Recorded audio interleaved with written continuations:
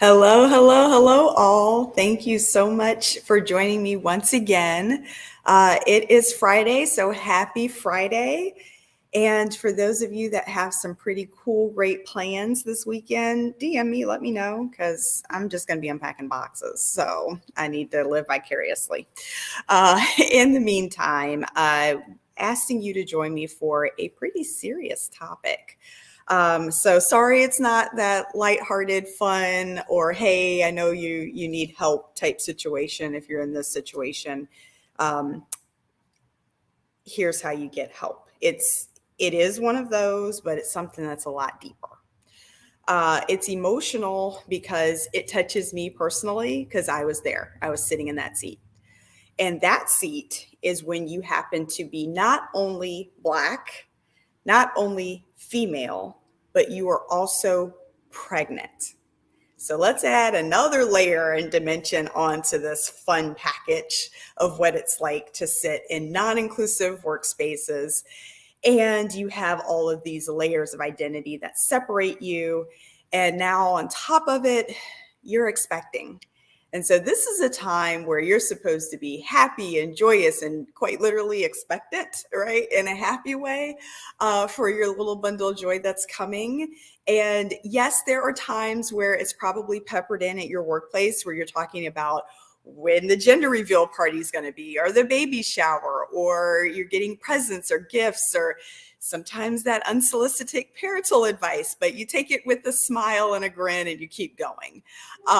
So all of that might be happening, which is okay.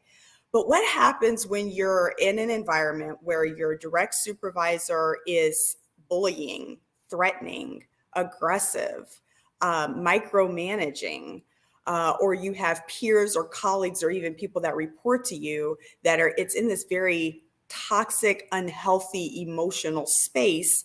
And you are sitting here stewing in that space. And all the while you're thinking to yourself, and my baby is sitting here stewing in this as well. Right. So then you read all the books where they tell you about how it's important to watch not only your physical health, but your mental, emotional, and spiritual health as well, because your emotions, happy, sad, etc., can filter down into that little bundle of joy you're carrying. And you're thinking, oh no, that's not good. All right. No, seriously, that's not good. Okay. So what do we do about it? Because this is now serious. Not only are you being impacted, but your well-being is impacted, right? And we all know when your mental and emotional and spiritual health is taking a hit, it ultimately ends up impacting you physically as well. And now it's even more heightened. It's a heightened environment because you are expecting and you're supposed to be providing all of this nutrients and goodness to growing another human being.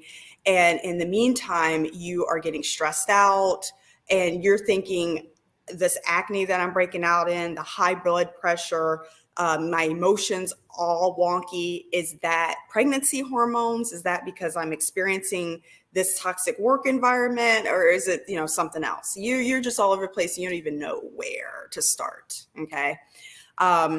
Here's a few tips. Let's real quick here. So one, if you find yourself in that situation, please know that you are not alone. You are not the first African-American female or the first female of African descent that has been sitting in that space, because remember, the different layers of intersectionality are important here, right? So there's been many women, many folks that have been expecting, that have been in bad work environments and situations for sure. But again, we're talking about layering in that extra layer of ethnicity or culture or race. And now, again, you're pregnant. So with that, let's unpack this for a second about what to do. One, again, validation. What you're feeling and what you're experiencing is not healthy and it's not right. And you do deserve, you and your child, your expecting child, you deserve help. Okay. So that's one. Two, from a practical standpoint, it's time to get honest and real with your doctor. So as I was sitting in that seat, and I would go into the doctor's offices, and we know that there are plenty of doctor's appointments. And I would go in and they're like, how are you doing? Oh, I'm fine. Because I had gotten so used to being just fine because the environment that I was working in, not that healthy, not that great, but what do? You feel like you can't do anything. So why even bother to talk about it? Your doctor certainly can't do anything about it. So what? Well, there is this little thing here called leave. Yeah.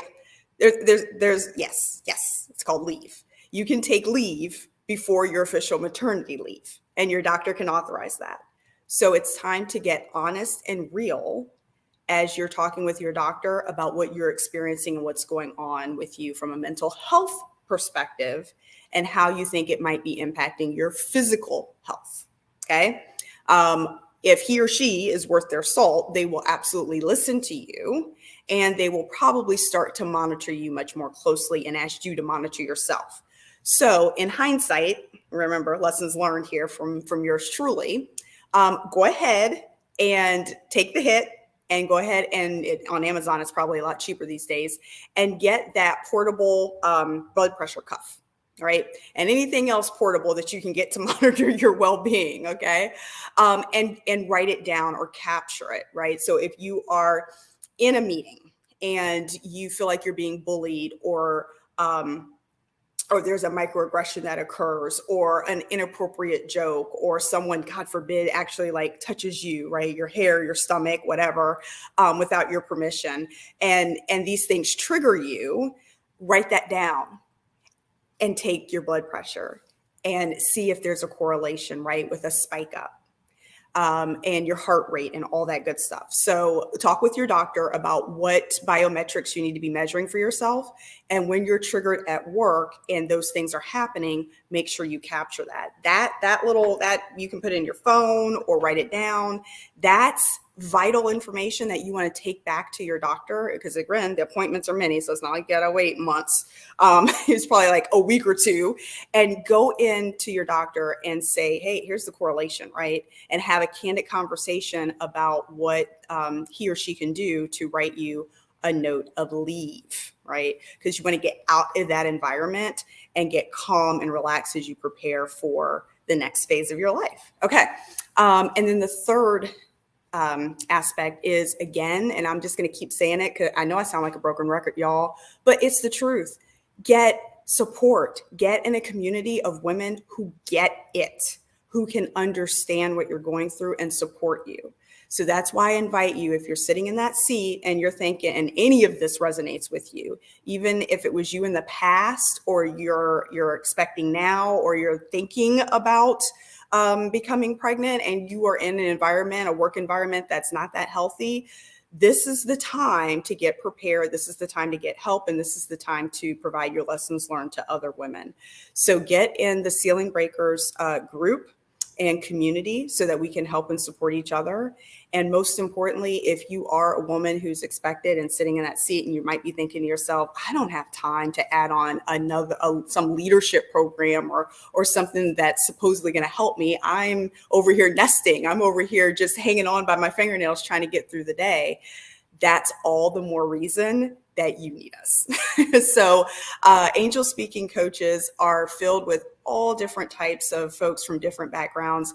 And I personally, myself, as well as other coaches, are moms and have been moms and have absolutely been in that seat and can relate and give you some very tangible, practical guidance and hold your hand and walk you through this. And we're flexible, right? So even if you're like, oh, Angel, gosh, I'm doing December, we can start to work with you and then pick up next year, right? So we are absolutely flexible. Just reach out, info@angelspeaking.com. We would love to help. Okay, so there's much more here to unpack. Again, I know it's serious. This is serious. This is not only your physical, mental health, and spiritual well-being, but this is now affecting someone else, another life. And so it's critical that we all come together and operate as a true village and help. Okay, so there might not be an immediate answer from HR or from your supervisor or whatever to alleviate your particular work situation, but you can absolutely get a community of folks that can build you up and support you and come up with and devise plans to get you out of that situation or to build you up until your leave. Okay. So with that, thank you all so much. And again, happy Friday. And I look forward to next week. All right. Take care. Bye all.